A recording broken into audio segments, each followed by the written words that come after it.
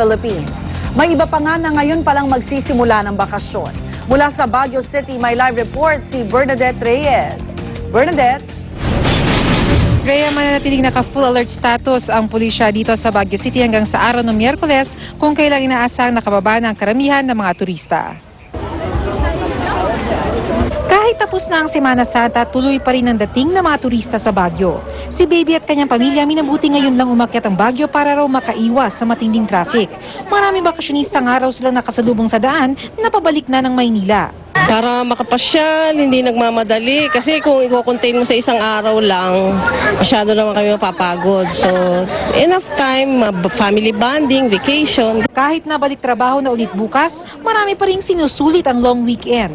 Nagkakabanggaan na mga bangka sa Burnham Park. Hindi mahulugang karayo naman ang Mines View Park. Ang magkaibigang Chris at Lynn, gusto pa raw sana mag-extend ng bakasyon pero babalik na raw sila sa Maynila ngayong araw para makapasok sa trabaho bukas. Balak nga sana namin, kaya lang may work na eh. Kasi holiday lang bukas. Oo nga eh. Kailangan na namin umuwi. Sobrang exciting kasi first time ko. First time ko dito sa Mines View eh. Sobra grabe ang tao. Ayon sa pulisya, tuloy-tuloy pa rin daw ang kanilang pagbibigay ng seguridad kahit matapos na ang long weekend. Hindi naman kagad nawawala yung mga turista, no? Pero magpapa-extend dyan. So, tutuloy namin siguro hanggang Wednesday bago namin terminate yung aming security plan for the Lenten season. Rhea, mananatili naman ang high police visibility lalong-lalo sa mga pasyalan sa kabuuan ng summer vacation. Rhea? Maraming salamat, Bernadette Reyes. Hindi pa huhuli ang mga Katoliko sa iba't ibang probinsya sa pagdiriwang ng muling pagkabuhay ni Jesus. At maging ang mga Pilipino sa Paris, France, may sariling selebrasyon ng salubong. Narito ang report. Masaya ipinagdiwang ng mga Pinoy sa Paris, France ang linggo ng pagkabuhay. Tulad ng salubong sa Pilipinas, hindi nawala ang mga batang nakabihis anghel.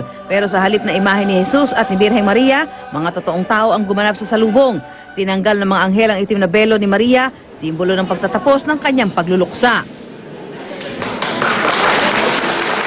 Sinundan ito ng pagdiriwang ng banal na misa. Halos ganito rin ang salubong sa Kidapawan, North Cotabato, kung saan imbes na rebulto, may mga taong gumaganap bilang Jesus at Maria. 2 taon na raw itong ginagawa roon. Sa Angono Rizal naman, bukod sa karaniwang eksena ng salubong, ang kaibahan lang, may dagdag itong sayawan at kantahan. Mga batang nakabihis anghel naman ang umawit sa salubong sa Ilaga de Isabela. Tuloy ang salubong kahit umuulan.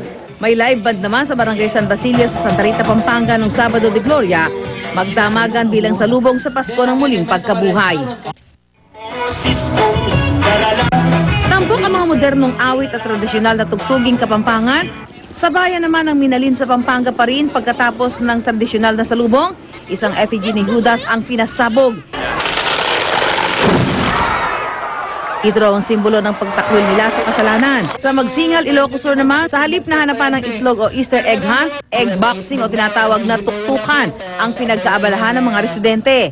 Simple lang ang laro. Pag-uumpugin ng 2 itlog at ang hindi mababasag, panalo. Maaga inihanda ang improvised boxing ring at ang mga native na itlog na gagamitin sa kompetisyon. Ang tunog ng kampanilya, hudyat ng pag-uumpisa ng tuktukan. Itinanghal na panalo ang itlog na natirang matibay sa mahigit 100 entries sa Patimpalak. Para sa unang balita, Susan Enriquez reporting. Pambansang kamao Manny Pacquiao naging abala nitong Semana Santa. Nagkaroon ng pagkakataon si Pacman na ipakalat ang mabuting balita ng Diyos noong Biyernes Santo sa Municipal Gym sa Kiamba sa Sarangani Province. Matapos ang Bible sharing, nagpunta po ang kongresista kasama ang buong pamilya sa kanilang beach house sa Tuca Marine Park para mag-bonding. Hindi pa rin nakalimot sa training si Pacman dahil pagdating ng Sabado de Gloria, ensayo naman ang kanyang inatupag. Nakatakdang magbalik ngayong araw sa General Santos City ang mag-anak ni Pacman.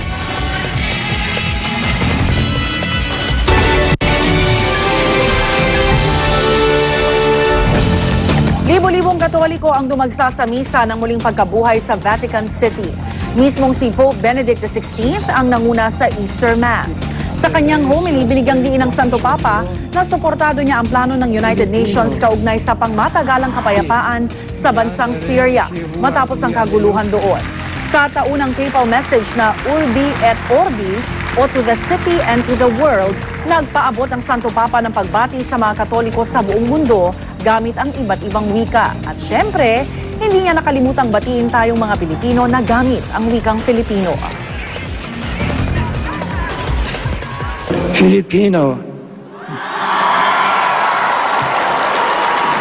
maligayang pagkabuhay ni Kristo.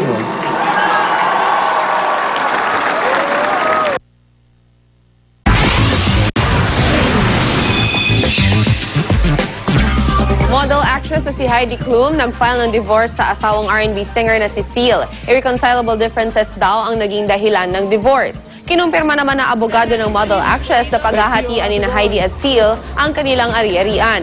Nais din daw ng aktres na siya ang manggalaga sa 4 nilang anak ni Seal at wag nang magbigay ng spousal support ang kanyang ex-husband. Noong May 2005, ikinasal sina Heidi at Seal at matapos ang halos 7 taon, nitong January 2012 ay naghiwalay na ang dalawa. Stay tuned mga kapuso, may mga chika pa ako mamaya. At ang hirit namin mamaya, pagdiriwang ng araw ng kagitingan sa Bataan, paunahan ni Pangulong Noynoy Aquino. Ang latest sa sitwasyon sa mga pantalan ngayong balik Maynila na ang mga nagbakasyon nitong Semana Santa. Abangan yan at iba pa sa unang balita mamaya.